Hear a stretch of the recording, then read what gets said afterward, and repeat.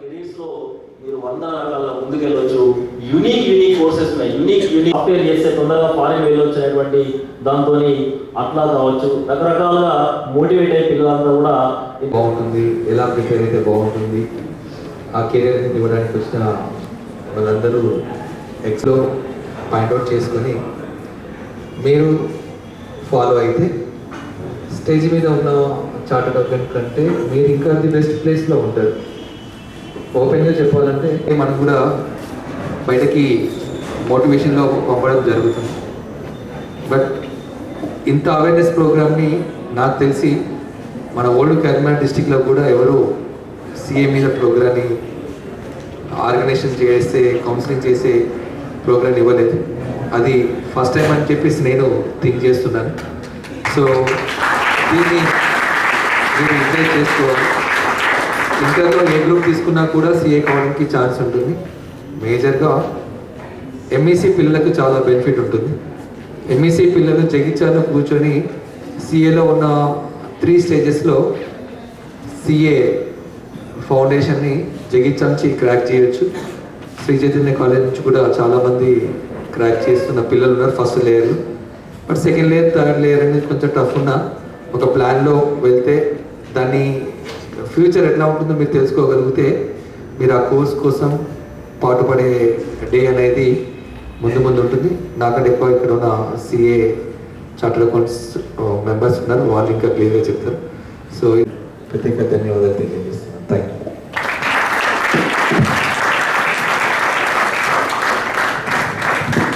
CA and different various courses with CEC group, okay, and with immense respect. Colleges, Sri Pada Naresh Sir garu to talk and to address the students and importance of the program, sir. Good morning everybody. ఈరోజు మన జగిత్యాల జిల్లాలో commerce forum ఆధ్వర్యంలో ఏర్పాటు చేసిన ఈ career awareness ప్రోగ్రామ్కి మనం అడగగానే టైం ఇచ్చి శ్రీ గంధశ్రీ శ్రీనివాస్ గారు స్టూడెంట్ వింగ్ చైర్మన్, అలాగే వెన్న మల్లేశం గారు, అలాగే శివకుమార్ సిఏ గారు, అలాగే Rajender sir Ramakrishna degree college principal రాలేదు వస్తున్నారు వారికి, అట్లాగే municipal once again good morning. ఈ ప్రోగ్రామ్ ఆర్గనైజ్ చేయడంలో ఒక 2 నిమిషాలు మీకు చెప్పిన తర్వాత మీకు త్వరలోనే ఒక 2 మినిట్స్లో మనం ముగించేద్దాం. జగిత్యాలలో కామర్స్ ఫోరం ఏర్పాటైన ఉద్దేశం ఏంటి అంటే, మన జగిత్యాల ప్రాంతాల్లో చాలామంది విద్యావంతులు ఉన్నారు. ఏం చదువుతున్నారంటే అందరూ బీటెకే చదువుతున్నారు. ఎక్కువ మంది బీటెక్ సైడ్ వెళ్తున్నారు. అట్లాగే very few are entering into medicine field, NEET అని మెడిసిన్ సైడ్ వస్తున్నారు.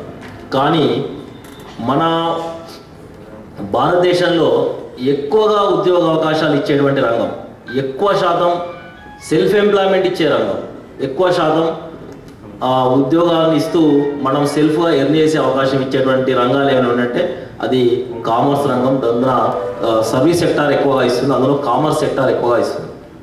సో అంటే ఎక్కువ మందికి ఉద్యోగాలు ఇచ్చేటువంటి ఆపర్చునిటీస్ ఉన్నటువంటి ఈ కామర్స్ రంగాన్ని మన పిల్లలకి ఎందుకు దీన్ని తెలుస్తలేదు అంటే, మా దగ్గర ఏముంది అంటే జనరల్గా కామర్స్ అంటే సిఈసి చేయాలి. సిఈసి ఎవరు చేయాలి అంటే అంత పిల్లలు మనమే ఉన్నాం. నేను కూడా ఒక టీచర్ కనుక మనం ఓపెన్గా మాట్లాడాలి. సిఈసి ఎవరు చేయాలి అంటే 10th మ్యాథ్స్ భయపడ్డ వాళ్ళు బైపీసీ చేయాలి, మ్యాథ్స్కు బైపీసీకి భయపడ్డ వాళ్ళు సిఈసి చేయాలి అని ఒక దురభిప్రాయం, ఒక చిన్న అభిప్రాయాన్ని పిల్లల్లో కూడా గత కొన్ని ఏళ్ళ నుంచి ఇన్కల్కేట్ చేయడం పడేది. కానీ అది తప్పు. కామర్స్ అనేటువంటిది ఒక వండర్ఫుల్ ప్రొఫెషన్. కొడుకు బీటెక్ చేయలేదు, వాళ్ళంతా ఏం చదువుకున్నారు, వాళ్ళంతా విదేశాలకు వెళ్ళి కామర్స్ విద్య నేర్చుకుని వచ్చింది, వాళ్ళంతా ఎంబీఏ చేసి వచ్చారు, వాళ్ళంతా చేస్తున్నారు. మీరు any business top leader business leaders యొక్క పిల్లలు చూడండి, వాళ్ళంతా కామర్స్ చేసింది. వాళ్ళు నచ్చుకుంటే ఐఐటీ పెట్టగలుగుతారు, ఐఐటీలో చదవడం పక్కేనండి, ఒక ఐఐటీ ఎస్టాబ్లిష్ చేయగలుగుతారు. అట్లాంటి వాళ్ళ పిల్లలు వాళ్ళు కూడా. కాకపోతే మన దురదృష్టం ఏంటంటే మన తెలంగాణ ప్రాంతంలో, ఆంధ్ర ప్రాంతాల్లో ఎంతసేపు బీటెక్ చేయాలి, సాఫ్ట్వేర్ జాబ్ చేయాలి అంటే ఒక ఎంప్లాయీ మనస్తత్వమే ఉంది మన దగ్గర. ఒక మంచి ఎంప్లాయీ కావాలి, ఒక మంచి ఉద్యోగ స్కిల్ యూనివర్సిటీ అని ఒకటి పెట్టారు. స్కిల్ యూనివర్సిటీలో ఇచ్చే కోర్సెస్లో 70% courses are related to commerce. BTech పిల్లవాడు మళ్ళీ కామర్స్ నేర్చుకోవాల్సిందే, సైన్స్ పిల్లవాడు వచ్చి మళ్ళీ ఏ స్కిల్ నేర్చుకోవాలి, కామర్స్ స్కిల్ నేర్చుకోవాల్సిందే. అది నేర్చుకుంటేనే ఉద్యోగం. సో అట్లాంటి పరిస్థితి ఇవాళ కామర్స్కి ఉంది. కానీ దాన్ని బేసిక్ రూట్ లెవెల్లో కామర్స్గా ఎవరు స్వీకరించట్లేదు. సో అందుకనే జగిత్యాలలో కామర్స్ ఫోరం ఏర్పాటు చేసి మన ఏరియా పిల్లల నుంచి మంచి మంచి చార్టర్డ్ అకౌంటెంట్స్ని, మంచి మంచి కామర్స్ ప్రొఫెషనల్స్ని, బిజినెస్ అడ్వైజర్స్ని, ఫైనాన్షియల్ అడ్వైజర్స్ని తయారు చేయాలి అనే ఉద్దేశంతో జగిత్యాల జిల్లాలో ఉన్న model schools, KGBV schools, gurukuls, అట్లాగే కాదు మీరు ఐఐటీలో చదివి గూగుల్లో చేస్తున్నా అంటే మీరు అమెరికాలో పనిచేసినా కూడా గూగుల్లో చేసినా, ఐబిఎంలో చేసినా, మైక్రోసాఫ్ట్లో చేసినా, ఎంత పెద్ద కంపెనీలో చేసినా you will be an employee only. ఆయనకు నచ్చనాడు మీరు వెళ్ళిపోవాలి. మొన్న అమెజాన్లో 15,000 మందిని తీసేసారు. Colleges. So definitely sir, your words will be impact on the students, and as per the Narisar's words, only one thing, you may enter in different fields, you may enter into the different fields, you may get success or not. చాలా మందికి తెలియని విషయం ఏంటి అంటే ఒక chartered accountant course ఉన్నదని తెలియదు. మేము చదువుకునే రోజుల్లో చార్టెడ్ అకౌంటెంట్ కోర్స్ అంటే ఏమంటారంటే అందులో ఒక 20 సబ్జెక్టులు ఉండేవి. ఒక సబ్జెక్ట్ పోయినా మిగతా అన్ని సబ్జెక్టులు రాయాలి. చాలా డిఫికల్టీ కోర్స్, అంటే మన ఇండియా లెవెల్లోనే చాలా డిఫికల్టీ కోర్స్ చార్టెడ్ అకౌంటెంట్స్ అనుకునేవారు. కానీ ఇప్పుడు అలా ఏం లేదు, చాలా సింపుల్గా చేశారు ఈ చార్టెడ్ అకౌంటెంట్స్ కోర్స్ అనేది. మీకు అర్థమయ్యే భాషలో చెప్పాలంటే మన ఇంట్లో మన ఫ్యామిలీలో ఏదన్నా బడ్జెట్ కానీ ఎవరు వేస్తారు, మన అమ్మ నాన్న వేస్తారు.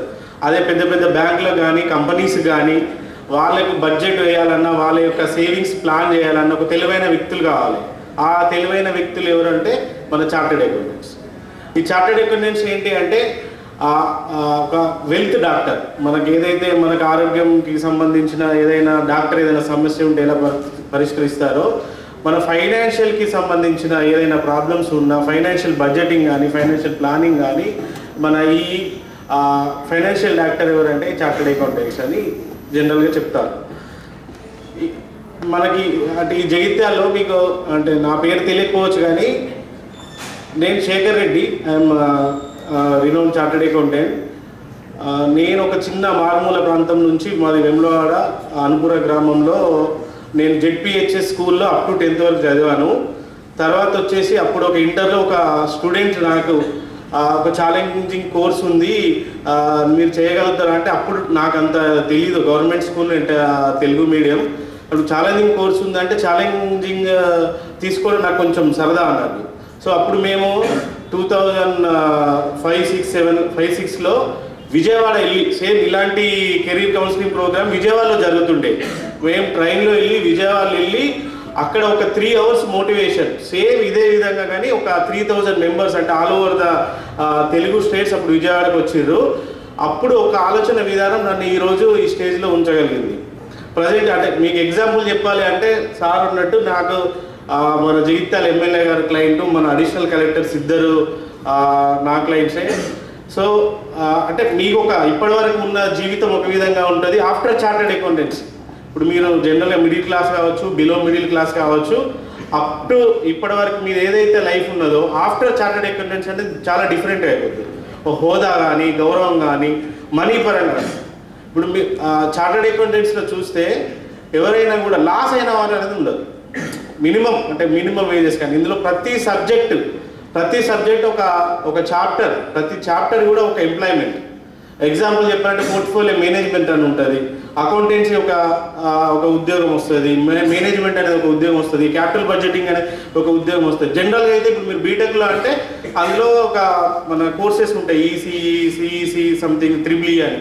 ఒక్కొక్క కోర్సు ఒక్కొక్క జాబ్, కానీ ఇందులో ఒక్కొక్క చాప్టర్ ఒక్కొక్క జాబ్ రావచ్చు. ఒక్కొక్క చాప్టరే మనకు జాబ్ వస్తే, ఒక చాప్టర్లో మళ్ళీ ఒక్కొక్క టాపిక్ కూడా మనకు ఒక జాబ్ వచ్చే అవకాశం ఉంటుంది. సో టీచర్కి ఎంత పవర్ ఉంటుందని చెప్పి మీ ప్రిన్సిపల్ సారు, అలాగే సిఏ కోర్సు ఎప్పుడు స్టార్ట్ అయింది, తర్వాత ఎక్కడెక్కడ మన సిఏ కోర్సు చేయొచ్చు, సిఏ కోర్సులో చేసేటప్పుడు ఎలా ఉంటుంది, స్టూడెంట్ లెవెల్ నుండి చార్టెడ్ అకౌంటెంట్ పూర్తయ్యే వరకు కోర్స్ ఏ విధంగా ఉంటుంది, చాలా విషయాలకు మనకు చెప్పడానికి కోసము రీసోర్స్ పర్సన్స్ వచ్చిండ్రు స్పీకర్స్, సిఏ వెన్నె మల్లేశం గారు అండ్ సిఏ శివకుమార్ గారు. మీకు ఎలాంటి సందేహాలున్నా నివృత్తి చేస్తారు వాళ్ళు. ఈ అవకాశాన్ని సద్వినియోగం చేసుకోండి. ఓకే. Okay, next. మీరు ఇప్పటి వరకు చదివారు ఈ 10th క్లాస్ వరకు. 10th క్లాస్లో మీరు మీ ప్రిపరేషన్కి 7th క్లాస్లో మీ ప్రిపరేషన్కి డిఫరెన్స్ ఏమైనా ఉందా? ఏమైనా చెప్పగలుగుతారా? 10th క్లాస్లో మీకు ఏ మార్క్స్ వస్తాయి? మీరు 9th క్లాస్ వరకు మీ మార్క్స్ 90% ఉన్నా పాస్ అయిపోతారు, 40% ఉన్నా పాస్ అయిపోతారు. 10th క్లాస్ మాత్రమే మీ ఫ్యూచర్కి stepping stone, first step. School దాటిన తర్వాత మీరు యంగ్ ఏజ్లోకి వెళ్ళడానికి మీకు ఒక స్టెప్పింగ్ స్టోన్ ఏదంటే 10th క్లాస్. 10th క్లాస్లో మీ పర్ఫార్మెన్స్ ఎలా ఉంది? మనం +2 ఇంటర్మీడియట్, +3 డిగ్రీ, +2 పీజీ.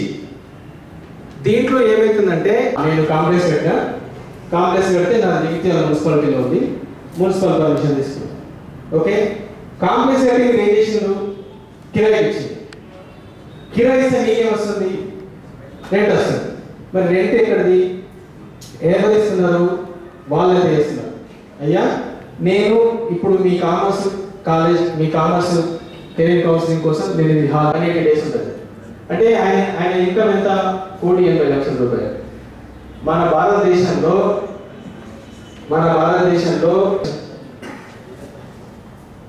భారతదేశం ఒక సంవత్సరానికి ఒక ఆస్ట్రేలియన్ ప్రొడ్యూస్ చేస్తుంది.